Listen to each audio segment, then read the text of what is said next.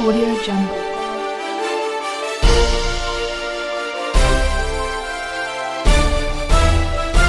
Audio Jungle. Madhya Pradesh के उज्जैन जिले का रहने वाला था दुर्लभ कश्यप। दुर्लभ कश्यप एक ऐसी गैंग का सरगना था जिस गैंग में अधिकतर मेंबर नाबालिग थे।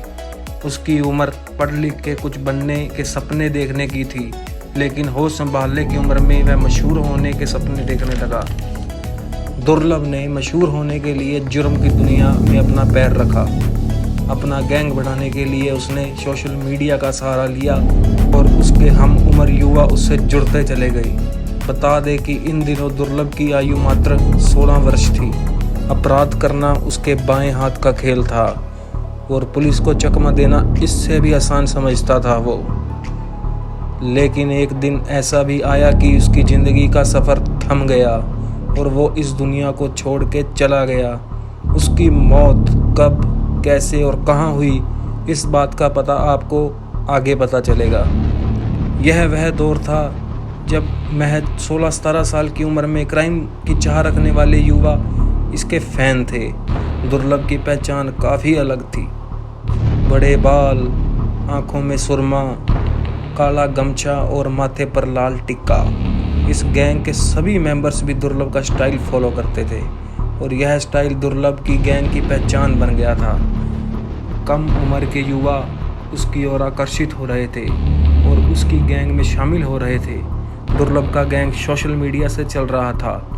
फेसबुक पर इसका स्टेटस होता था कि कोई कुख्यात अपराधी हो, कोई भी झगड़ा हो और कैसा भी विवाद हो, हमसे संपर्क करें। फेसबुक पर हथियारों की पोस्ट और दहशत फैलाने वाले स्टेटस अपलोड होते रहते थे। इस गैंग के मेंबर हर तरह का नशा भी करते थे, लेकिन इनका एक रूल यह भी था कि क्राइम करते समय यह कोई भी नशा नहीं करते। यह समय था 2018 का। 15 सितंबर 2018 को फेसबुक पर दहशतगर्दी फैलाने के लिए पोस्ट डाली गई, जो इस वक्त आप अपनी स्क्रीन पर देख रहे हैं। यह वही पोस्ट है। उस समय इस गैंग के 23 मेंबर्स को अरेस्ट किया गया, जिनमें कुछ नाबालिग थे। इन पर गुंडागर्दी, मारपीट और लोगों को डराने का मामला दर्ज किया गया, जिन्हें बाद में जेल भेज दिया गया था। फेसबुक पर पोस्ट कर पैसे की वसूली, लूटमार, रंगदारी करवाने के लिए अपना कॉन्टैक्ट नंबर भी दिया करते थे। सोशल मीडिया द्वारा मिले आपराधिक काम को अंजाम देते थे। यह गैंग रात को गाड़ियों के शीशे तोड़ता था। इन्हीं दिनों उज्जैन के एसपी सचिन अतुलकर को इस गैंग के बारे में खबर मिली। एसपी सचिन अतुलकर ने अक्टूबर 2018 में दुर्लभ गैंग के कई सदस्यों को गिरफ्तार किया। जब दुर्लभ कश्यप पकड़ा गया तो उस वक्त वह नाबालिग था, जिसे एज वेरिफिकेशन के बाद बाल सुधार जेल में भेज दिया गया, जिसके बाद कोर्ट ने 24 अप्रैल 2019 को इंदौर जेल भिजवा दिया। इस दौरान दुर्लभ बालिग हो गया। उसकी उम्र 18 साल हो गई थी, जिसके बाद वह भैरवगढ़ जेल में 1 साल से अधिक रहा। इसी दौरान एसपी सचिन अतुलकर का जेल का दौरा था, जहां सचिन अतुलकर की मुलाकात दुर्लभ से हुई और उन्होंने दुर्लभ को समझाया कि तू जेल में ही सुरक्षित है। अपनी उम्र से ज़्यादा तो तूने दुश्मनी पाल रखी है। बाहर निकलेगा तो कोई ना कोई ज़रूर मार देगा, जिसके कारण दुर्लभ साल तक जमानत नहीं करवाई।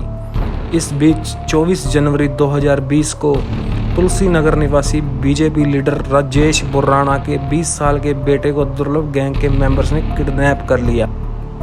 अपहरण करने का कारण यह था कि दुर्लभ गैंग को शंका थी कि भाजपा नेता का बेटा उनकी मुखबिरी करता है।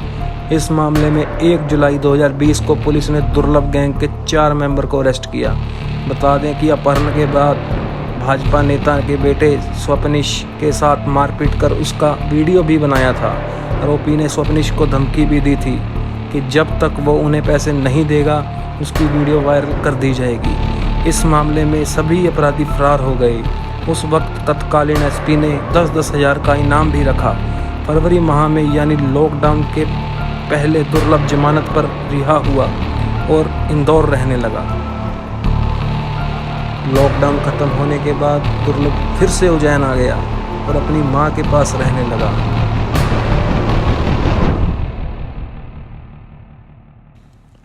दुर्लभ की मां एक सरकारी स्कूल में शिक्षिका थी।